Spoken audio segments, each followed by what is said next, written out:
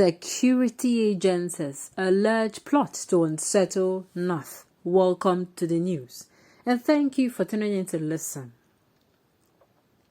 Security agencies said they have uncovered plans by 7 governors from the Northeast and Northwest to unsettle the North ahead of the 2023 general elections.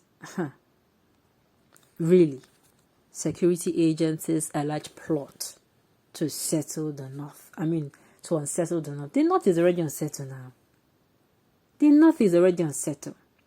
All this thing boils down to one thing. That there are people who are actually financiers or sponsors of this thing. And who are big time players. And of course, these same people would not want this game to end. But by the time I look at it and sit down, how does somebody watch this happen? Watch people being killed, mothers and children being murdered. Like I keep saying it, whoever is behind it, sincerely, if that person is one person, I don't even know. I don't know what to say. People's children, people's parents, people have died. People are dying. Of course, what am I even saying? Is it not just early this year that the finances of this year was made available, that the Attorney General of the Federation came out and said, that people are actually sponsoring these people. Who are these people? Nothing at all. Like, they don't say anything about them. Release their names? No. Oh yeah, now, release their names? No. Treat them as they ought to be treated? No. I don't know, but there is a connection with whatever this news is to what has been happening to the North. If you look at the North, the way issues are being treated in the North, it is not the same way it is being treated in other environments, in other places.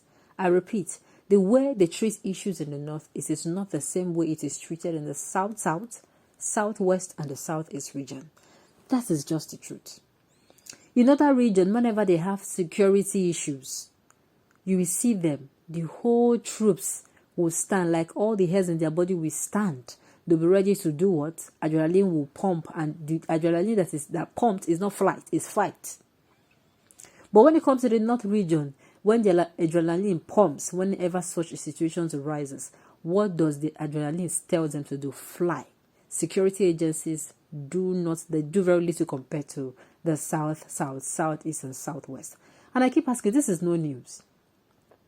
I keep saying it. If today, this administration stands up today within themselves and says, see, enough is enough. These people have died enough. The land has bled enough. The court, it is time to treat this wound on our feet. Let us now make sure that we squash these people and we quash them and we crush them. Sincerely, things will take a new turn. They don't need to come out and announce it. Sincerely, they don't. You will just start seeing that these people are being crushed gradually. From being crushed, the North are now saying, okay, we are getting ourselves. They'll not be the ones to say, Southern, so we are getting ourselves. We are getting ourselves. That is it. Let's listen to the news in detail. The prominent governors who are leaders of a major political party and a former governor of Sokoto State alleged to have started recruiting different organizations, religious bodies and youth from the northern and southern parts of the country in order to achieve their aims. Leadership Weekend learned from reliable sources that a disgrace meeting was held at the governor's lodge of one of the governors in Abuja on December 10th, 2021, where the plans were hatched to perfect the disruption. One of the sources who did not want his name in print said another meeting was held on the same day at a house at Osama Street, Maitama, Abuja, where the plot was perfected. Following the meetings, the governor and the cronies immediately put in motion activities to actualize their aims, and with the help of a popular youth identified as Sharif, town hall meetings were held in Sokoto and other parts of the country where youths, non-governmental organizations, and religious bodies, among others, were courted to join their plans, he said. Corroborating this, another of our sources also said the arrowheads of a group also agreed to employ the services of northern coalition groups and non-state actors to create civil disobedience within the country, and the North in particular, so as to create the impression that the federal government has failed Nigerians and then present themselves as the best alternative in 2023. The prominent former Sokoto State Governor also went ahead to grant an interview on December 11, 2021, where he blamed President Muhammadu Buhari of attending a book launch instead of visiting victims of bandit attack, all with the aim of discrediting the federal government, he told our correspondent.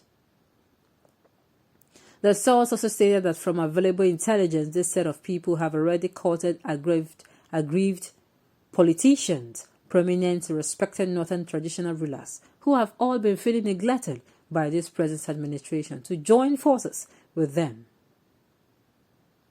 He said one of the first-class traditional rulers from the Northwest, who was used to enjoying private jets, luxury life, and funding from the federal government, has already started working with the group.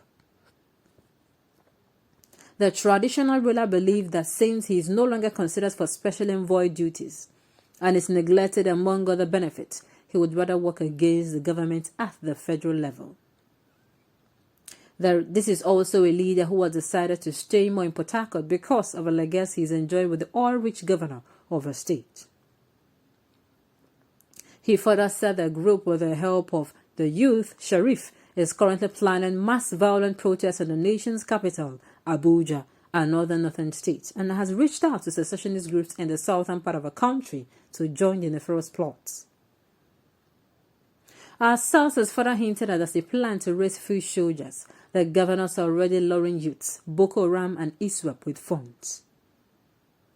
One would wonder why the recent group of Boko Haram and ISWAP terrorists in Bauchi State, a situation that was not there since the insurgency started, one of the sources said. Leadership Weekend recalls that on Wednesday, December 15th, FCT Police PRO Public Relations Officer DSP Josephine Ade had said the operatives of the Nigerian police force had failed attempts to cause a breakdown of law and order by some youths in Abuja. Recently, the Bauchi state government had also alerted residents of the influx of suspected Boko Haram members who were moving from neighboring Gaidem in Yobe State. Secretary to the state government, SSG Alhaji Sabiu Baba, said there had been an influx of strange people into some local councils of a state. He said, Bauchi shares a border with Yobe State and 4 local councils of Zaki, Dambam Drazo, and Gamawa. Now on this note, we have come to the end of the news.